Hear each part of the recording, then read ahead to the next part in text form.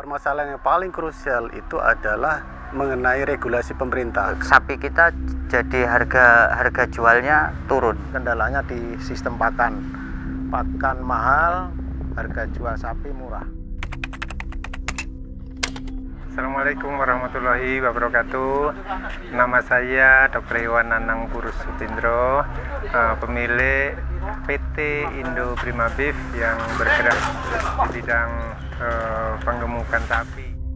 Ya, kami mengundang Pak Anies Baswedan adalah karena sebagai fasilitator untuk menyambungkan antara para peternak dengan calon presidennya yang ingin menyampaikan aspirasi keinginannya, kendala yang dihadapi dalam melakukan usaha, dan harapannya apa yang nanti akan dilakukan oleh pemerintah sehingga bisa membuat usaha mereka yang saat ini sedang dalam kondisi tertekan, mengalami kerugian, nantinya dengan kebijakan pemerintah yang akan diambil oleh pemerintah terpilih nanti, mereka bisa bangkit lagi.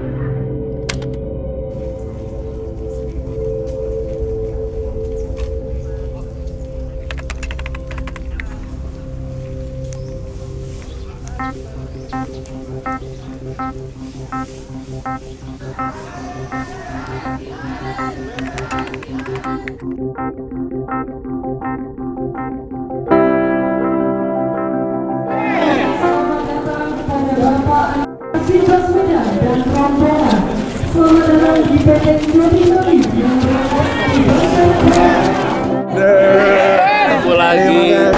lagi sampai Nun. Ini istri. Alhamdulillah. Di bandara juga waktu itu. Pas di bandara. Ya, ini anak saya. Karena ke kandang sapi, mohon berkenan pakai topi koboi. Ini. Ya. Ini yang komplit.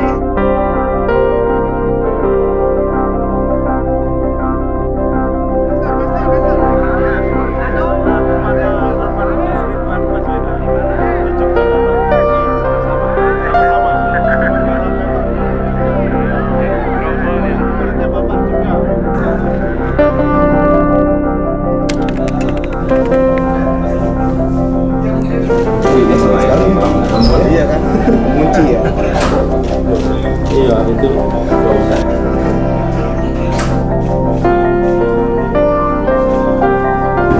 Pokoknya Bapak, ini gerbang pertama masuk dan keluarnya sapi. Ditimbang di sini, diobati di sini, dipasang AirTag namanya, KTP-nya sapi itu semua di sini.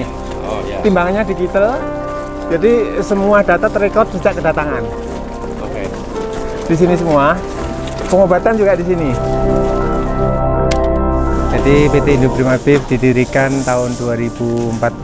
Saya sebelumnya seorang karyawan yang sudah mengabdi di perusahaan peternakan sapi selama 22 tahun, yang kemudian mengambil pensiun dini, yang kemudian melanjutkan usaha di bidang yang saya sudah tekuni sebagai karyawan cukup lama, jadi cukup punya pengalaman, sehingga ketika saya punya usaha sendiri itu relatif lebih mudah untuk menumbuh kembangkannya. Itu gambaran tentang PT Indo Prima Beef. Ini apa nih? tebon jagung. Ya, jadi kita bekerja sama dengan masyarakat sekitar, mereka yang nanam, kita yang jadi saya punya kandang nggak harus punya lahan hijauannya, karena sudah disediakan oleh masyarakat sekitar. Dipanen umur 70 sampai 80 hari. Ya. Jadi putaran uang petani lebih cepat. Ada berapa hektar yang mensuplai ini? Kebutuhan kami kurang lebih 2 hektar per hari. 2 hektar per hari? Ya, jadi kurang lebih sekitar 150-an hektar yang kami butuhkan untuk perusahaan kami aja. Ini ada pasokan tiap hari? Ada. Di sini ada 10 perusahaan. Karena Lampung daerah yang sangat ideal untuk tumbuh kembangnya industri peternakan sapi. Secara geografis, dia diuntungkan dengan dekat dengan market, tapi dekat juga dengan sumber pakan. Oke. Sapinya jenis apa di sini, Pak? Ini Brahman Cross. Honoa sementara harus kita datangkan dari Australia karena kita belum bisa memenuhi kebutuhan bakalannya. Ini tantangan kita ke depan. Jadi sapi kita datangkan dengan umur 1,5 sampai 2,5 tahun, berat kira-kira 350 kilo, digemukkan selama 4 bulan. Nah, selama 4 bulan itu bisa tumbuh kurang lebih sekitar 150-170 kg selama 4 bulan. Biayanya agak mahal tapi worth it, Pak. Ya, kan. Ada ontel, bukan? Ini 3.500 ekor di sini. Tapi ada 2 operasional, yang satu 6.500 di 40 kilo dari sini. Sini semi tradisional, sana modern. Tapi karena orang banyak kayaknya takut ini. Oh, Pak.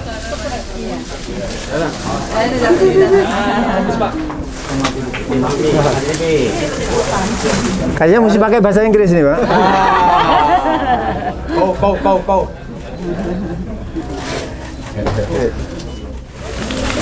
Dan hebatnya sapi ini traceable.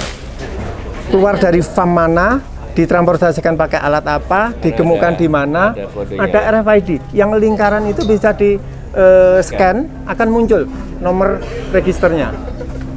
Ini luar biasa sistemnya di sana. Nah, di Indonesia baru sedang dikembangkan. Sayangnya ininya kurang sensitif. Kalau ini 50 cm udah kebaca. Kalau yang punya kita, mohon maaf, ditempelin aja kadang belum keluar angka. Nah, ini yang Jadi mereka terbiasa koloni ya sini ya. biasa berkoloni dan kemampuan survivalnya itu sudah secara alami muncul. Jadi ketika ada hujan dari sana, otomatis dia akan ngadep sana, mantapin arah datangnya hujan. Udah perlindungan secara alami. Ya, IBB yang merupakan salah satu perusahaan yang selalu menjadikan tempatnya, fasilitasnya untuk para peternak mengasah diri, mengasah pengetahuan, sehingga setelah acara ini harapannya mereka tumbuh lagi semangatnya untuk melakukan usahanya, dan harapannya setelah nanti pemerintah baru terbentuk, kebijakan yang diambil oleh pemerintahnya akan pro peternak. Kalau di sana sapinya untuk susu, kalau di sini Susu. Iya. Nah, disebut Dairyland karena Iya. Di Indonesia susu masih sangat minim. Ya. Dan ini Pak, PR juga bagi kita kemarin PMK yang meluluh lantakkan industri peternakan baik perah maupun susu, itu kerusakan yang ditimbulkan itu permanen. Kerusakan karena waktu walaupun sudah sembuh dari PMK, kemampuan produksi susu itu nggak lebih dari 60%. Nggak bisa kembali normal. Jadi satu cara nanti harus restocking, harus ganti baru.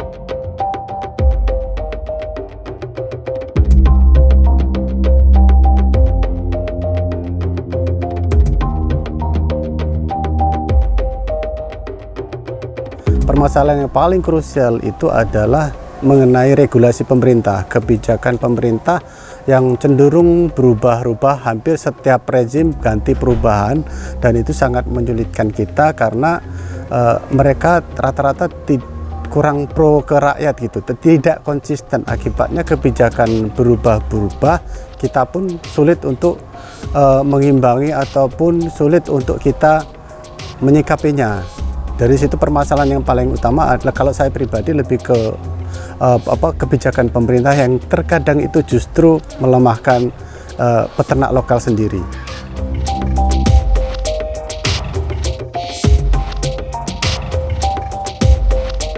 Jadi kita prinsipnya market oriented. Apa yang dikehendaki market kita coba penuhi.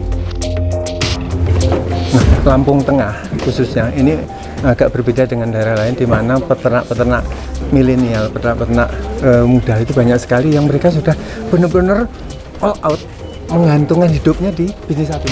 Jawa Barat itu ngambil pakannya ini limbah singkong ini dari Lampung. Ini proporsinya 50% dari kebutuhan pakan itu dari Lampung.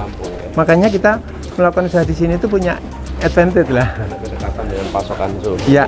Sementara ke marketnya bisa cover 2 tempat, Jabodetabek maupun wilayah Sumatera. Ini Brahman Cross.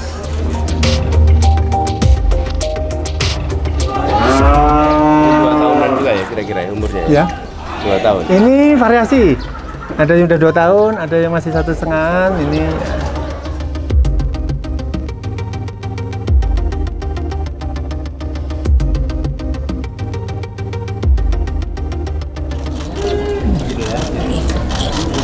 Wah, Enak bener. haus bener nih, haus ya.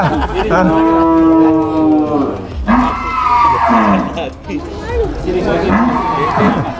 Wah, Pecet ini seneng banget sama Pak Anies ya.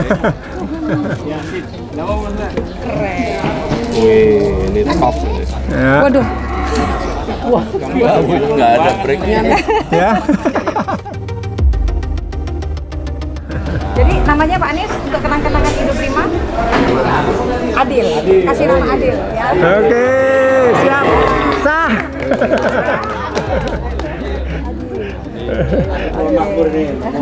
Fadil Adil. Nanti yang satunya Makmur. Untuk program IPB yang menjaring aspirasi memang itu yang dibutuhkan peternak. Jadi peternak itu difasilitasi, peternak itu bisa menyuarakan aspirasinya, unek-uneknya permasalahan saat ini agar bisa dicarikan solusi yang tepat. Sulit saya berkata-kata, biasanya saya pidato lancar-lancar saja. Tapi hari ini campur aduk, suka, bangga, terharu, ngumpul jadi satu. The dream come true, sebuah mimpi yang sudah lama. Alhamdulillah, hari ini yang kita tunggu-tunggu, kami semua tunggu, hadir di hadapan kita semua. Hari ini spesial. Kami undang Pak Anies untuk datang ke kandang sapi, untuk merasakan, untuk bisa melihat secara langsung kehidupan kami sebagai peternak dan juga dialami oleh teman-teman yang lain. Suasananya berbeda, nuansanya berbeda, aromanya pun juga berbeda. Khas sekali, mudah-mudahan karena khasnya diingat terus oleh Pak Anies. Teman-teman para peternak sudah sangat antusias Pak Anies menyambut Bapak, pengen menyampaikan unek-uneknya. Nanti jadi saya tidak menyampaikan pertanyaan, tapi biar teman-teman.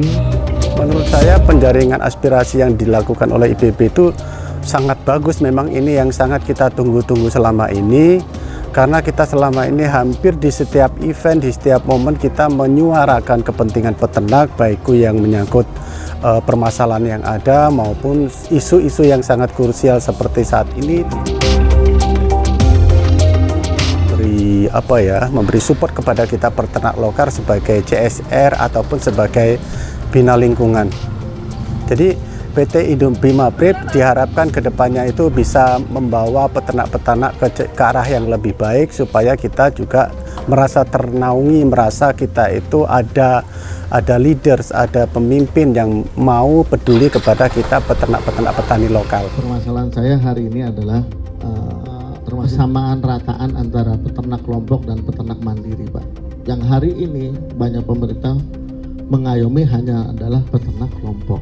Sedangkan peternak mandiri itu belum tersentuh oleh pemerintah. Contoh adalah bagaimana pengobatan, terus contoh dalam pengadaan pembibitan dan sebagainya. Yang terakhir saya adalah harapannya kualitas peternak ini akan meningkat apabila dengan bibit yang baik. Hari ini bibit itu kita peroleh banyak dari impor. Kalau kita mengadakan impor, satu bibit itu harganya sekitar 25 juta sampai sekitar 35 juta untuk satu ekornya. Untuk kalangan peternak kecil itu akan memberatkan, Pak. Harapannya ke depan pemerintah menyediakan bibit-bibit yang baik sehingga peternak mempunyai kualitas bibit sehingga produktivitas ternaknya akan lebih meningkat. Mungkin itu. Begini Pak Anies, ini keluhan tadi yang disampaikan Pak Nanang bahwa kita ada potensi market untuk kebutuhan daging itu luar biasa. Kebijakan yang selama ini berjalan itu yang kita rasakan, kebijakan ini mementingkan rakyat sebagai konsumen tanpa memperpedulikan rakyat sebagai produsen. Saya mahasiswa peternakan dari Universitas Melawaman, Kalimantan Timur. Jadi saya mendapatkan kesempatan untuk melaksanakan magang dan belajar di PT Indo Prima Beef. Nah, jadi seperti yang bisa Bapak lihat nih, kalau minat anak muda di bidang peternakan ini sangat minim, Pak. Jadi pertanyaan saya untuk Bapak, apakah ada program yang akan Bapak lakukan untuk meningkatkan minat anak muda di bidang peternakan, Pak? Terima kasih. Pertama, saya ingin sampaikan terima kasih.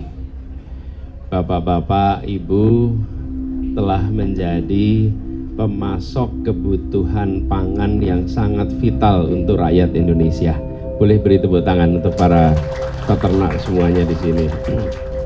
Dengan segala macam permasalahan yang dihadapi, dari mulai tadi persoalan kredit, batasnya, sampai harga jual yang sekarang sering bermasalah, bahkan tadi diceritakan tentang pasokan impornya, nanti permasalahan penyakitnya, itu semua tantangan-tantangan yang tidak kecil dan Bapak-bapak Ibu tetap menjalankan. Jadi kami sampaikan rasa hormat dan terima kasih. Nah, kami ingin usaha peternakan yang dikerjakan secara mandiri maupun berkelompok itu tidak berhenti di generasi ini, tapi bisa terus-menerus ke masa yang akan datang. Jangan sampai peternak-peternak kita itu tutup. Nah, itu sebabnya kami datang ke sini, karena kita ingin mendengar langsung dan kami ingin menyampaikan langsung komitmen ini kepada para peternak, bahwa kita ingin peternak-peternak ini yang kecil, yang mikro untuk bisa berkembang, dan harapannya generasi berikutnya mau menjadi peternak karena ini punya prospek.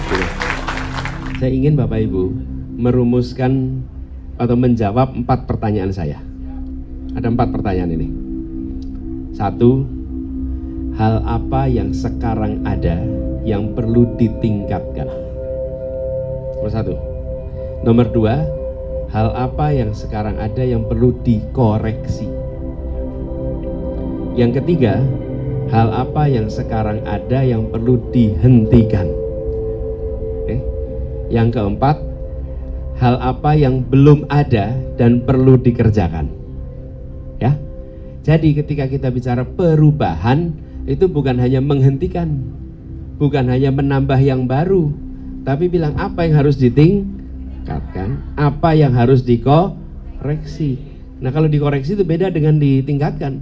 Jalan tapi ada perbaikan. Ada yang menurut kita tidak perlu diteruskan lagi ini. Tidak perlu diteruskan lagi. Ada kan? Nah, jadi tapi juga kadang-kadang kita cuma konsentrasi sama ini tolong dihentikan Pak. Yang lain nggak dipikirkan. Saya minta 4 itu. Kalau boleh Pak Nanang, nanti Bapak bersama-sama dengan teman-teman. Kalau boleh nanti kami diberi masukan ya. Ya, harapannya dengan mereka terbentuk dalam satu wadah forum komunikasi peternak, kita bisa memfasilitasi kalau mereka ada kekurangan bahan pakan, kesulitan pemasaran, kesulitan untuk pengadaan pakalannya, kita bisa nantinya menghubungkan dengan pihak-pihak yang bisa membantu menyelesaikan masalah mereka.